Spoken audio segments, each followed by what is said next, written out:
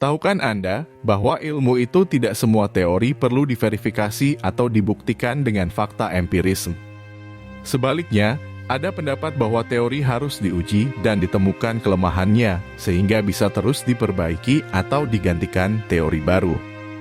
Ini adalah dua problem dalam validitas ilmu pengetahuan dan perkembangannya. Ada dua pendapat yang sering muncul dalam filsafat ilmu, yaitu verifikasi yang menyatakan bahwa suatu dikatakan ilmu dan bernilai ilmiah jika dapat dibuktikan secara empiris. Sementara ada pendapat lain yang disebut falsifikasi, yang menegaskan bahwa persoalan penting dalam ilmu pengetahuan justru adalah ketika suatu teori dapat bertahan dalam berbagai pengujian dan menjadi teori yang mapan. Atau suatu teori dapat gugur dan digantikan teori baru jika gagal dalam berbagai pengujian. Mari kita bahas sedikit demi sedikit. Verifikasi dan falsifikasi adalah dua konsep penting dalam filsafat ilmu pengetahuan yang berhubungan dengan cara kita menguji kebenaran sebuah teori atau hipotesis. Keduanya sering dibahas dalam konteks bagaimana ilmu pengetahuan berkembang, terutama dalam kerangka metode ilmiah. Verifikasi berarti membuktikan kebenaran sesuatu. Dalam konteks ilmu pengetahuan, verifikasi adalah proses untuk memastikan bahwa suatu pernyataan atau hipotesis benar melalui observasi atau eksperimen yang sesuai dengan kenyataan. Misalkan kita ingin memverifikasi hipotesis bahwa air mendidih pada suhu 100 derajat Celcius di permukaan laut. Untuk memverifikasinya, kita melakukan eksperimen dengan memanaskan air dan melihat apakah air benar-benar mendidih pada suhu tersebut. Jika eksperimen kita berhasil sesuai dengan hipotesis, maka kita menganggap hipotesis itu telah diverifikasi atau dibuktikan kebenarannya. Sekalipun terdengar meyakinkan, verifikasi menghadapi masalah dalam konteks generalitas. Ilmuwan berusaha membuat pernyataan umum atau hukum-hukum ilmiah yang berlaku secara universal, tetapi verifikasi total dari pernyataan semacam itu sangatlah sulit. Misalnya, jika kita menyatakan semua angsa berwarna putih, kita bisa mengamati ribuan angsa yang putih, tapi kita tidak bisa benar-benar memverifikasi kebenaran pernyataan tersebut untuk semua angsa di dunia. Selalu ada kemungkinan bahwa ada angsa hitam yang belum kita temukan dan hasil faktanya, memang angsa hitam ditemukan di Australia. Ini menunjukkan bahwa verifikasi secara total hampir tidak mungkin untuk pernyataan yang sangat umum. Karena keterbatasan ini, filsuf ilmu pengetahuan, Karl Popper mengkritik verifikasi sebagai dasar yang tidak cukup untuk membedakan ilmu dari non-ilmu, dan ia kemudian mengajukan konsep falsifikasi. Falsifikasi adalah gagasan yang diajukan oleh Karl Popper, dan menurutnya, ilmu pengetahuan tidak berkembang melalui verifikasi, melainkan melalui falsifikasi. Falsifikasi berarti bahwa suatu teori atau hipotesis ilmiah harus bisa dibuktikan salahnya melalui observasi atau eksperimen. Menurut Popper, agar suatu teori dianggap ilmiah, teori tersebut harus membuat prediksi yang dapat diuji dan mungkin salah atau falsifiable. Contohnya, jika kita mengambil hipotesis bahwa semua angsa berwarna putih, hipotesis ini bisa difalsifikasi dengan menemukan satu angsa hitam. Jadi, meskipun kita mungkin tidak bisa memverifikasi kebenarannya untuk semua angsa, kita bisa membuktikan salah hipotesis tersebut hanya dengan satu bukti bertentangan, misalnya, satu angsa hitam. Kenapa prinsip falsifikasi ini penting? Popper mengemukakan bahwa sains berkembang melalui pengujian teori-teori yang dapat difalsifikasi.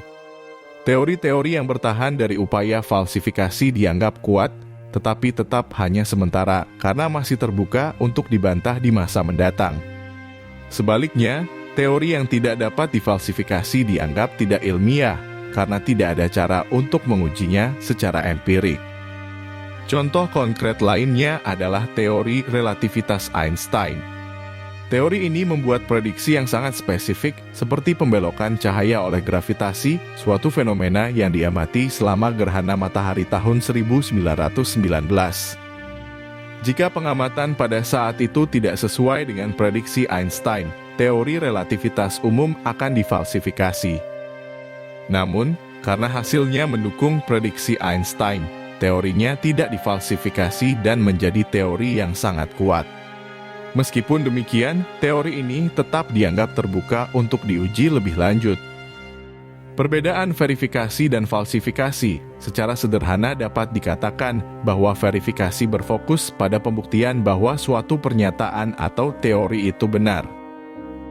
Namun, sangat sulit untuk memverifikasi kebenaran suatu teori secara absolut, terutama untuk pernyataan umum. Sedangkan falsifikasi berfokus pada membuktikan salahnya suatu teori. Popper menekankan bahwa hanya teori yang dapat difalsifikasi yang bisa dianggap ilmiah, karena teori ini dapat diuji melalui eksperimen yang bisa membuktikan salah. Melalui adanya prinsip falsifikasi ini, dapat dikatakan bahwa ilmu pengetahuan bergerak maju melalui falsifikasi. Teori yang baik adalah teori yang bisa membuat prediksi berani dan spesifik yang kemudian diuji melalui eksperimen. Jika prediksi ini terbukti salah, teori tersebut ditolak atau direvisi. Namun, jika teori bertahan dari upaya falsifikasi, ia menjadi lebih kuat, tetapi tidak pernah dianggap sebagai kebenaran absolut. Selain itu, Popper juga menyatakan bahwa teori yang tidak bisa difalsifikasi bukanlah ilmu. Teori yang tidak menyediakan cara untuk membuktikan salahnya, seperti beberapa teori metafisik atau kepercayaan agama, dianggap di luar ranah sains menurut Popper karena mereka tidak terbuka untuk pengujian empirisme. Verifikasi dan falsifikasi punya mekanisme operasional yang berbeda dari sekedar yang disebutkan sebagai pembuktian benarnya atau membuktikan salahnya. Falsifikasi dan verifikasi bukan sekadar soal membuktikan benar atau membuktikan salah dalam pengertian yang sederhana. Falsifikasi lebih menekankan pada pengujian daripada pembuktian.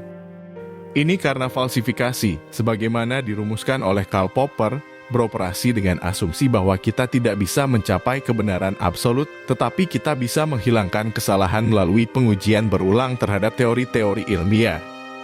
Karl Popper menekankan bahwa ilmu pengetahuan tidak bekerja dengan membuktikan sebuah teori benar, karena kebenaran absolut tidak bisa dicapai, melainkan dengan mencari cara untuk menguji dan membantah suatu teori.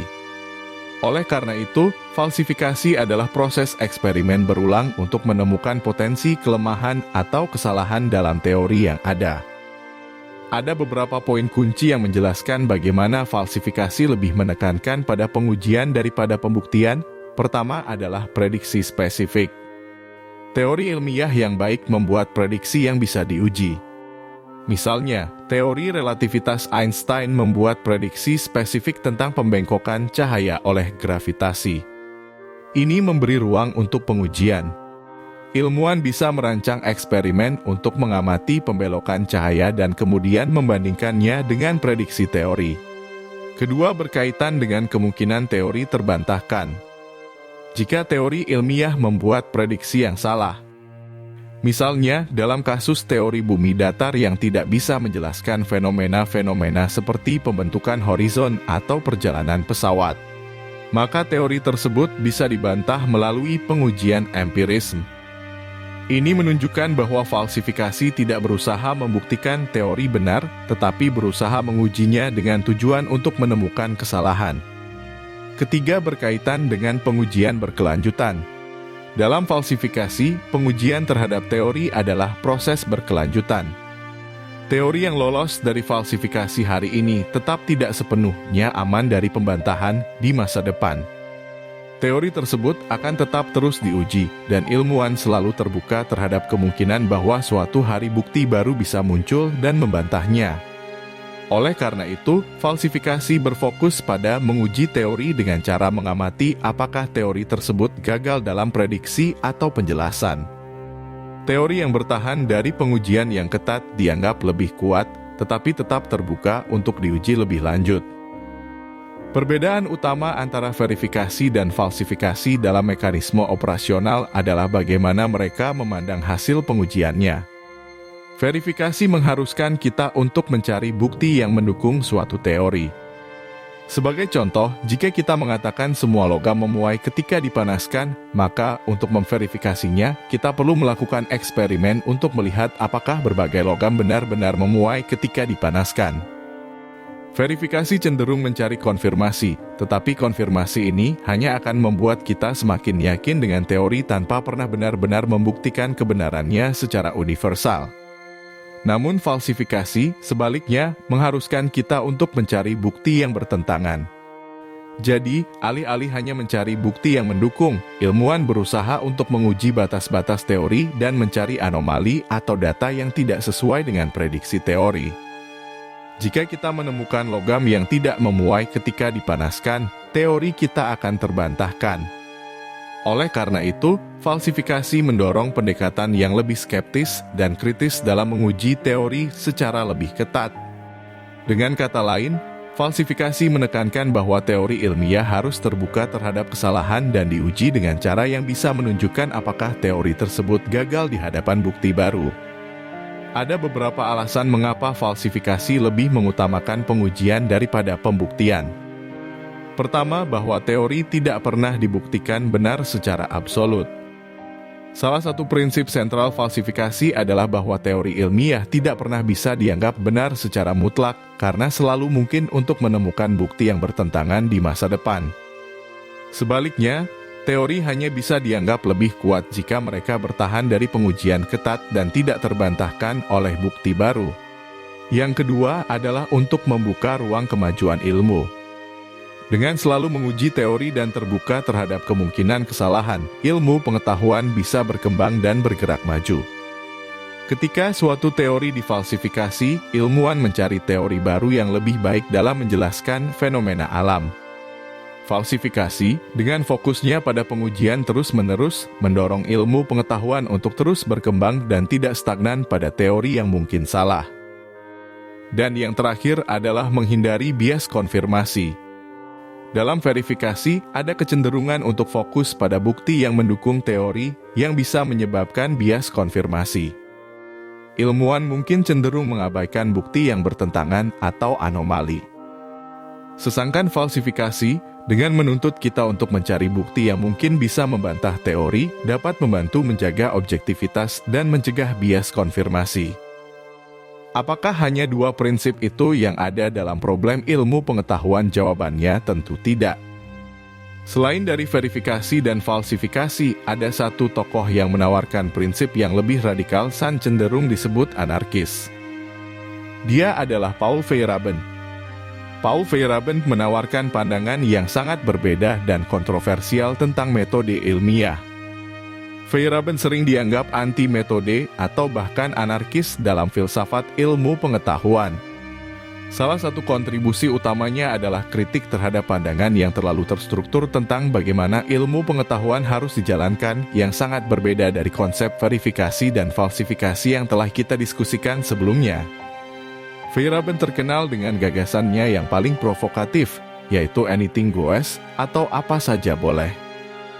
Dalam bukunya Against Method, ia berpendapat bahwa tidak ada satu metode ilmiah yang baku atau benar yang harus diikuti oleh para ilmuwan.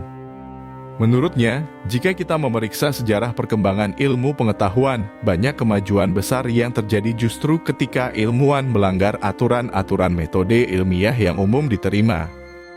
Feyerabend berpendapat bahwa sejarah ilmu pengetahuan tidak sesuai dengan pandangan tradisional yang menganggap ilmu sebagai sesuatu yang berkembang dengan logis dan teratur melalui metode ilmiah yang ketat seperti falsifikasi Popper. Sebaliknya, ia melihat bahwa banyak ilmuwan besar justru mengambil pendekatan yang kreatif dan tidak ortodoks, bahkan melanggar prinsip-prinsip metodologis yang diterima. Misalnya, ia menunjukkan bahwa Galileo Galilei yang mendukung teori heliosentris bahwa matahari adalah pusat tata surya tidak sepenuhnya mengikuti metode ilmiah yang ketat. Galileo menggunakan argumen retorik dan bahkan manipulasi untuk menyebarkan teorinya.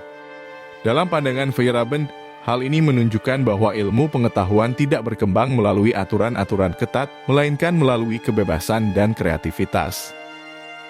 Feyerabend juga mengkritik pandangan Popper tentang falsifikasi. Menurut Popper, teori ilmiah harus bisa difalsifikasi dan ilmu pengetahuan berkembang dengan menguji teori-teori untuk menemukan kesalahan. Namun, Feyerabend berargumen bahwa falsifikasi tidak selalu bekerja dalam praktik. Hal ini dikarenakan, menurut Feyerabend, realitas tidaklah sederhana. Ia berpendapat bahwa dalam dunia nyata, teori ilmiah tidak selalu dibuang hanya karena ada bukti yang bertentangan. Ilmuwan sering mempertahankan teori yang tampaknya sudah terbantahkan dengan mencari cara untuk menyelamatkannya, seperti memodifikasi asumsi dasar atau menambahkan hipotesis tambahan. Misalnya, teori geosentris bertahan selama berabad-abad meskipun ada bukti yang bertentangan, karena para ilmuwan pada masa itu menambah lapisan kompleksitas untuk menjelaskan anomali.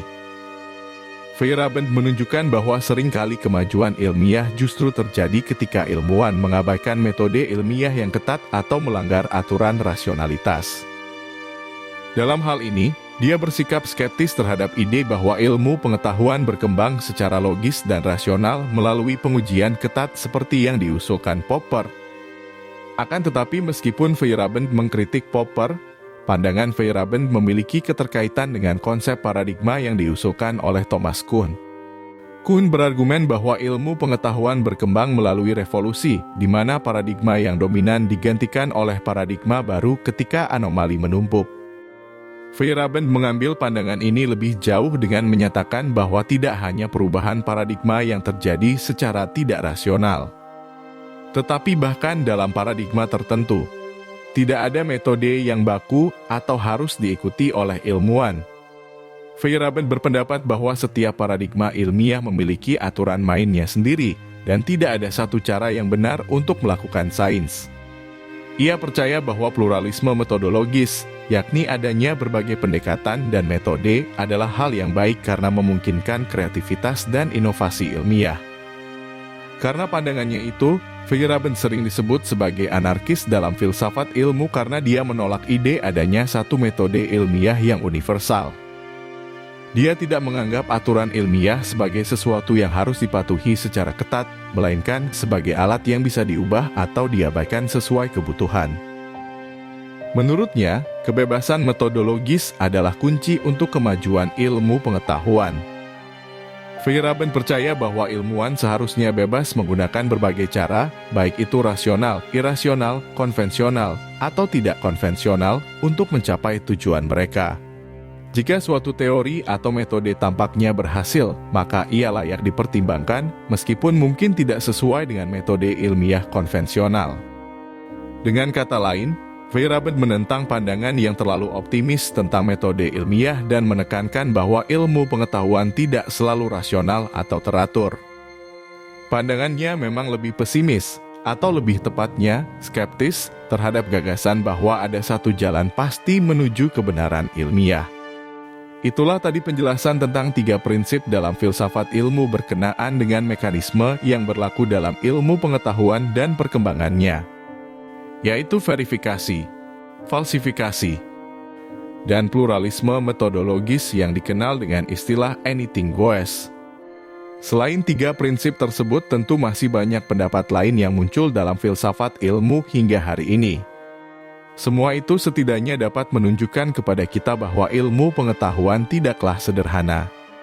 Sehingga dengan semakin mempelajari prinsip-prinsip yang ada, kita bisa semakin bijak dalam menanggapi setiap perkembangan ilmu yang ada.